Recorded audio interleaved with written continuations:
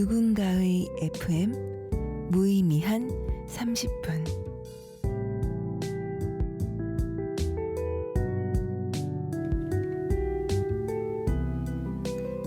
안녕하세요, 누구입니다. 오늘도 함께 해주셔서 감사해요.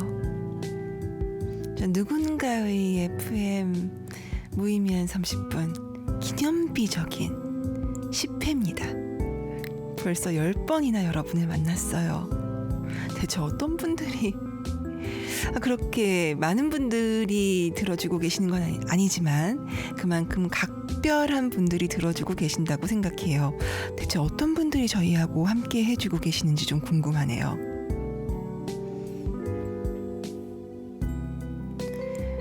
최근에 제가 잘 아는 어떤 작가님 한 분이 무의미한 30분을 열심히 보고 계신다면서 목량이 너무 좋다고 목량이 그렇게 좋다고 말씀을 하시더라고요.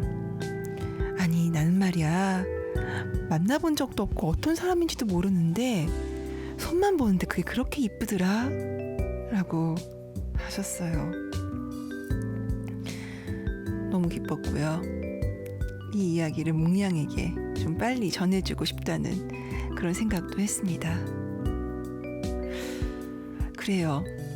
어떤 사람이 열심히 일하는 것만 봐도 참 예쁘고 고마울 때가 있어요. 목량이 또 그런 사람인 것 같아요. 뭔가 열심히 그림을 그리고 있는 걸 보면은 사랑스럽고 뭘 저렇게 조물락조물락 하나 하는 생각이 들 때 있죠. 여러분도 같은 마음으로 혹시 보고 계신가요?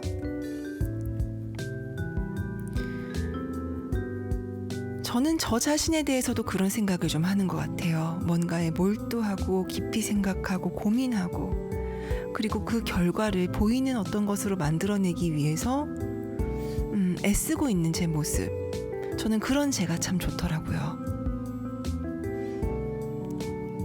일부러 무리해서 힘낼 필요는 없는데 뭔가에 몰두하고 열심히 하는 순간들은 사람을 참 반짝반짝 빛나게 해주는 것 같다는 그런 생각을 해봅니다. 오늘 무의미한 30분은 심각한 얘기 잠깐, 그리고 신나는 얘기 길게 이렇게 준비했어요. 함께 해주세요.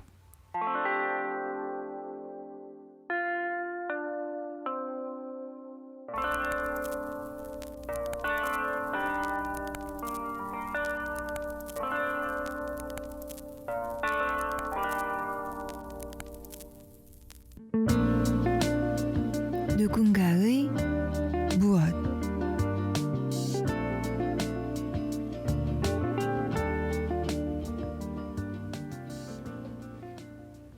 네, 오늘 누군가의 무엇 시간에는 새벽 배송에 대한 이야기를 좀 해보려고 합니다. 일단 저 자신부터 이 새벽 배송의 덕을 톡톡히 보면서 살아가고 있다라는 고백을 먼저 해야 될 것 같아요. 바쁜 척 하려는 건 아니지만 사실 바쁘게 살고 있어요. 저는 이른 아침에 나가서 저녁 늦게 퇴근하는 생활을 반복하고 있고, 주말에는 녹초가 되어서 지쳐 있던지 아니면은 평일에 하고 싶었던 그런 일들을 좀 한다든지 이런 데에 시간을 쓰고 있기 때문에 일부러 장을 보러 나가서 장본 짐을 들고 다시 집으로 돌아오고 그걸 정리하고 이런 것들이 사실 저에게는 꽤나 번거롭고 또 힘든 일이었습니다. 하지만 요즘에는 쿠팡이라든지 마켓컬리라든지 심지어 이마트에서도 새벽 배송 해주죠. 전날 오후쯤에 이렇게 저렇게 장을 봐야겠다, 이런 물건들이 떨어졌지라고 생각해서 장을 봐두면은 다음날 새벽에 마법처럼 현관문 앞에 물건들이 도착해 있는 그런 세상이에요. 이런 일이 가능해지기 이전에 저 대체 어떻게 장을 보고 살았는지 기억도 안 나요. 없이는 정말 이제 못 살게 되었습니다. 그런데 이런 일들이 어떻게 가능해진 걸까? 필요한 물건을 전날 주문하면 새벽에 문 앞에 도착하는 이런 기적 같은 일들이 어떻게 가능해진 걸까에 대해서는 그렇게 우리가 관심을 많이 갖고 있는 것 같지는 않아요. 그래서 오늘은 그 얘기를 좀 해보려고 합니다. 사실 우리의 일상을 보다 편리하게, 보다 손쉽게 만들어 가고 있는 이 이커머스라고 하더라고요. 그래요. 대한민국은 디지털 강국이니까요. 이렇게 비대면이 또 강조될 수밖에 없는 요즘이기 때문에 더더욱이 우리에게 가장 필요한 어떤 우리의 일상을 바치고 있는 어떤 것이 되었습니다. 이제 아까 저도 여러분께 고백 드린 것처럼 이것 없는 삶을 정말 상상하기 힘들 정도로 우리 일상을 바꾸어서 떠받치고 있습니다. 최근에 우리 다 알잖아요. 불났었잖아요. 그 쿠팡 덕평 물류센터 화재 사건을 계기로 해서 우리가 누리고 있는 이 모든 것들이 어떠한 이면을 가지고 있는지에 대해서 좀 생각하게 됐어요. 사실 작년부터 택배 노동자들이 잇따라서 과로사하는 일들이 벌어졌죠. 숫자를 세다가 그것이 민망해질 만큼 차례차례 너무나 많은 목숨들이 말도 안 되게 일을 해야 해서 사그라들었던 기억이 있습니다. 이번에는 배달 이전에 그 물류센터에서 무슨 일들이 일어나고 있는지 거기에 대해서 또 생각해 보게 만든 일들이 일어나고 있어요. 대체 왜 그렇게 불이 크게 났을까? 왜냐하면 이전에도 여러 번 울렸으니까 점검 제대로 하지 않았던 거죠. 그리고 휴대폰 소지하고 일할 수 없었으니까 빠르게 일을 하려면 효율을 최대화하려면 휴대폰 갖고 있으면 안 되죠. 이런 폭로도 나오고 있어요. 배송 스케줄을 맞춰야 되기 때문에 안전교육을 규정된 대로 꼼꼼하게 받을 수가 없었다. 그리고 근무 중에 물을 마시는 일들, 화장실을 가는 일들까지 관리자의 허락을 받아야만 했다. 물론 이것은 노조 측에서 나오고 있는 주장이고 사실관계는 확인을 해봐야 됩니다만 여전히 제 마음속을 맴도는 생각은 이거예요. 빠른 배송이 결국 사람보다 더 중요한 우선순위가 되고 말았던 것은 아닐까.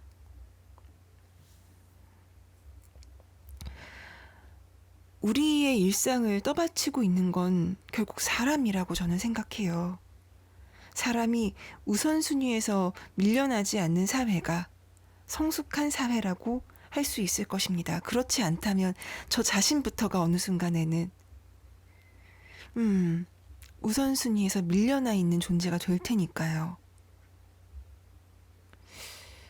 우리가 대부분 이러한 사실들을 잘 알고 있다고 저는 생각합니다. 그러니까 불매운동 이런 것도 일어나게 되는 것이겠죠.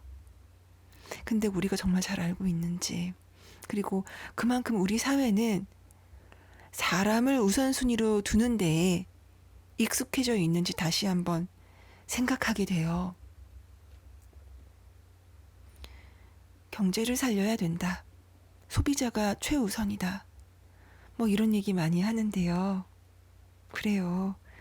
다 중요하지만 어쩌면 일하는 사람들이 행복하지 못하다면 그 모든 건 허상에 지나지 않을 수도 있겠다라는 생각을 오늘 문득 해봅니다.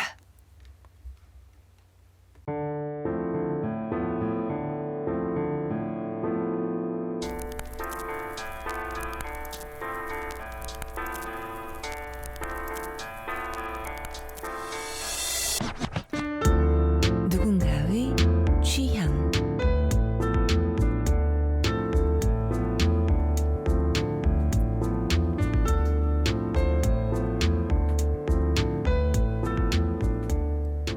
네, 오늘 누군가의 취향 시간에는 좀 설레는 소식 갖고 왔어요. 지난 토요일, 그러니까 6월 26일 오후에 서울 올림픽공원에서 정말 너무나 오랜만에 무려 1년 8개월 만에 음악 페스티벌이 열렸습니다. 뷰티풀 민트라이프 2021. 정말 이게 이렇게나 설레는 일이 될 줄, 이렇게나 각별한 일이 될 줄 누가 알았겠어요. 저는 락페 가는 게 그냥 일상의 일부라고 늘 생각하면서 지내왔었는데요. 그래요. 이게 한번 잃어버려 보니까 정말 얼마나 소중한 건지 절감하게 됩니다. 민트라이프 페스티벌 좋아하시는 분들 많으시죠? 굉장히 뭐랄까요? 다정다감하고 좀 착한 그런 음악 페스티벌이라는 그런 이미지가 있어요. 사실 솔직히 말씀드리면 전 민트라이프 페스티벌은 한 번도 가보지를 못했고요. 다만 이렇게 멀리서나마 오늘 여러분께 정말 이렇게 오랜만에 야외 음악 페스티벌이 열렸습니다. 라는 말씀을 드릴 수 있는 것만으로도 너무나 기쁘고 내년 여름을 벌써부터 기다리게 됩니다. 그동안 이제 대중음악 콘서트 같은 경우에는 뭐 뮤지컬이라든지 클래식이라든지 다른 이제 장르 공연들과는 좀 다르게 모임이나 행사로 좀 분류가 됐어요. 그도 그럴 것이 사실 가보신 분들 아시겠지만 밀집해서 소리를 지른다든지 하는 일들이 많이 있잖아요. 이렇게 좌석에 가만히 앉아서 얌전하게 보는 공연 행사가 아닌 만큼 뭐 이해할 수 있는 그 분류였었다고는 할 수 있지만 100인 이상 공연이 열리지를 못하다 보니까 굵직한 아티스트들의 공연을 즐길 수 없는 지난 1년 8개월간이었습니다. 그런데 점차 사회적 거리두기 기준이라든지 아니면 그 정도가 좀 완화되고 있죠. 너무나 반가운 소식인데요. 지난 14일부터 4,000명까지 관객을 받을 수 있게 되면서 이번 뷰티풀 민트 라이프 2010도 열리게 됐습니다. 다만 그 주최 측에서 여러 가지 꼼꼼하게 준비를 했다는 걸 느낄 수 있었고 그렇기 때문에 아직은 예전으로 완전히 돌아간 건 아니구나라는 걸 좀 실감할 수밖에 없는 모습들도 있었는데요. 일단 공연이 열리는 88 잔디마당에 입성하기까지는 5단계의 절차를 거쳐야 했다고 합니다. 일단 뭐 당연히 늘 있었던 신분증 및 티켓 확인이 있었고 그 다음에 체온 측정과 QR 체크인이 진행됐습니다. 뭐 요즘에는 어딜 가든지 밥 한 끼 밖에서 먹으려고 해도 당연히 있는 일이기 때문에 낯선 환경은 아닌데요. 그 다음입니다. 그 다음이 좀 각별하게 느껴졌어요, 저한테는. 일단 현재까지는 제가 지금 이 녹음을 하고 있는 현재까지는 아직 서울 수도권 지역은 5인 이상 집합 금지 기준을 적용하고 있죠. 그래서 2인권이나 3인권을 구매하신 분들도 동행이 모두 모여야지 이동이 가능하도록 조치를 했고요. 그리고 신속 자가 항원 진단 키트를 받아서 그걸로 이제 검사를 한 뒤에 결과가 나와야지 입장을 할 수 있었습니다. 검사를 진행하는 데는 약 10분가량이 소요됐다고 하고요. 타액으로 이제 검사를 했다고 해요. 여러 가지 방식들이 있잖아요. 뭐 혈액을 채취하는 방법도 있고 그리고 이제 코로나 검사 받아보신 분들은 아시겠지만 비강으로 이제 직접 넣어서 검사를 해야 되는 방식도 있고 또 이렇게 타액으로 검사하는 방식도 있는데 사실 이게 정확도가 그렇게 뭐 비강에 넣어서 하는 방법만큼 높진 않다고 해요. 하지만 이런 예방 목적으로는 사용을 해보자라는 그런 시도가 이번에 있었던 것이고 타액으로 이 PCR 검사를 한 다음에 그 다음에 입장을 할 수 있었다고 합니다. 요런 과정들을 다 거치는데 약 70분 정도가 걸렸다고 해요. 현장 분위기는 그리고 보도된 것과는 다르게 조금 얘기도 나왔다고 저는 들었는데 다만 큰 소동이나 혹은 클레임 같은 건 당연히 없었다고 합니다. 그도 그럴 것이 1년 8개월 만에 야외 뮤직 페스티벌을 즐길 수 있는데요. 1년 8개월을 기다렸는데 70분을 더 못 기다리겠어요. 저는 그 마음 정말 알 것 같습니다. 공연장 안에서도 지금까지의 야외 뮤직 페스티벌하고는 조금 분위기가 달랐다고 해요. 좌석존, 피크닉존 가려서 이제 배치를 했고 모두 뛰어앉기가 철저하게 준수됐다고 하고요. 그리고 500ml 이하 페트병에 담긴 물이나 음료 이외에는 먹을 것에 대한 제한이 좀 심각하게 있었다고 해요. 사실 뮤직 페스티벌의 또 하나의 재미가 먹을거리 먹는 거잖아요. 그런데 그런 건 조금 제한이 있었던 모양이에요. 이런 것들에 대해서 좀 센스 있게 뮤직 페스티벌의 맛을 좀 살릴 수 있도록 곳곳에 안내판이 붙어 있었다라는 얘기도 좀 있었습니다. 자유롭고 조금 일탈하고 있는 것 같은, 풀어져 있는 것 같은 분위기가 사실 뮤직 페스티벌의 가장 큰 장점 중에 하나일 텐데, 가장 큰 매력 중에 하나일 텐데, 그런 모습은 조금 덜했다고 해요. 그리고 이제 음식을 취식할 수 있는 공간들을 좀 몰아두다 보니까, 그러니까 제한을 좀 두다 보니까 오히려 쾌적하고 즐거웠다라는 얘기도 좀 있었다고 합니다. 관객들에게도 좀 뭐랄까요, 너무나 각별한 자리였겠지만 정말 뭐랄까 가장 두근거렸던 것은 무대에서는 뮤지션들이 아니었을까요? 공연을 이렇게 많은 관객들 앞에서 공연을 한다라는 그 경험이 사실은 뮤지션들을 계속 달리게 만드는 어떤 원동력일 텐데요.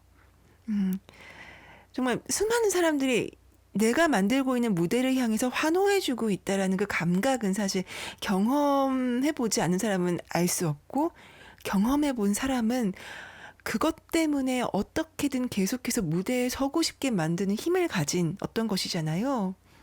근데 그 경험을 1년 8개월 만에 하게 된 뮤지션들의 감회도 정말 대단했다고 합니다. 사실 제가 좋아하는 거의 매년 갔었던 락 페스티벌은 인천 펜타포트 락 페스티벌입니다. 사실 작년 여름에 제가 정말 이 코로나19가 나에게서 일상을 뺏어갔구나 라고 절감했던 순간 중에 하나가 펜타포트 락 페스티벌이 공식적으로 취소되고 락페가 없는 여름을 나고 나면서였어요. 사실 그래요. 저한테는 여름이라고 하면은 몇 가지 이미지가 있잖아요. 긴 장마, 빨래를 말려도 건조해지지 않는, 그러니까 빨래가 절대 바삭하게 마르지 않는 그 축축하고 눅눅한 기분, 그리고 땡볕, 사무실을 너무나 춥게 만드는 과도한 사무 공간의 에어컨 바람, 뭐 이런 것과 함께 친구들과 함께 2박 3일을 미친 듯이 불사르면서 놀고 오는 그 락 페스티벌의 추억이라는 게 사실 저한테는 여름을 상징하는 어떠한 것이기도 했거든요. 그런 것 없는 여름을 처음으로 나본 거예요. 너무나 상실감도 아니고 이거는 정말 말로 형용할 수 없는 기분이 들더라고요. 사실 제가 코로나19 시기를 겪으면서 대단하게 어떤 피해를 봤다거나 제 생계가 어려워졌다거나 하는 쪽은 아니었어요. 저는 솔직히. 근데 그냥 이 온 사회가 겪고 있는 우울을, 코로나19가 몰고 온 그 우울을 아주 조금 공감할 수 있었던 그런 저의 경험은 바로 2020 인천 펜타포트 락 페스티벌의 부제였습니다. 네, 부제라는 말이 가장 맞겠네요. 그래서 오늘은 인천 펜타포트 락 페스티벌에 관한 이야기를 좀 해보려고 합니다. 제가 가장 즐겁게, 그리고 뭐랄까 잘 놀았다고 기억하는 연도는 아마도 2011년이었던 것 같아요. 너무 오래전이죠. 저도 깜짝 놀랄 만큼 정말 너무 오래전이네요. 그때는 뭐가 그렇게 좋았을까 생각해보면은 그렇게 좋을 리가 없는 회차였어요. 비가 너무 많이 왔거든요. 정말 무슨 쏟아 부어도 어쩜 그렇게 쏟아 붓나 싶을 정도로 비가 너무너무너무너무 많이 왔어요. 그때 2011년도 펜타가 아마 드림파크에서 했을 거예요. 거기가 쓰레기 매집지 근처였거든요. 그래서 땅이 별로 좋질 않았어요. 뭐 처음엔 조치를 좀 해놨죠. 박스도 깔아놓고 뭐 이렇게 그 카펫 같은 것도 좀 깔아놓고 했었는데 비가 폭우가 그렇게 쏟아지니까 정말 발이 빠져서 뛸 수가 없었어요. 그리고 공연장에서 공연장을 걸어서 이제 이동을 하잖아요. 갈 수가 없는 거예요. 발이 푹푹 빠져가지고. 그날 신발 신고 가셨던 분들은 100% 다 버렸고요. 사람들 너무나 당연하게 맨발로 다녔고, 정말 그 당시 이제 프로모션 부스들이 있잖아요. 락페 가면은 뭐 이제 선스프레이라든지 아니면은 뭐 깔고 앉을 만한 그 자료 같은 거 좀 주면서 뭐 잡지사라든지 그 주류 회사라든지 아니면 뭐 음악 레이블 같은 데서 이렇게 홍보를 하려고 이제 나오잖아요. 그 중에서 쪼리를 줬던 곳이 한 군데 있었습니다. 진짜 그건 너무나 신의 한 수였다. 그때 모든 사람들이 그 쪼리를 받아서 신으려고 막 줄을 서고 난리가 났었던 것도 뭐 기억이 나고요.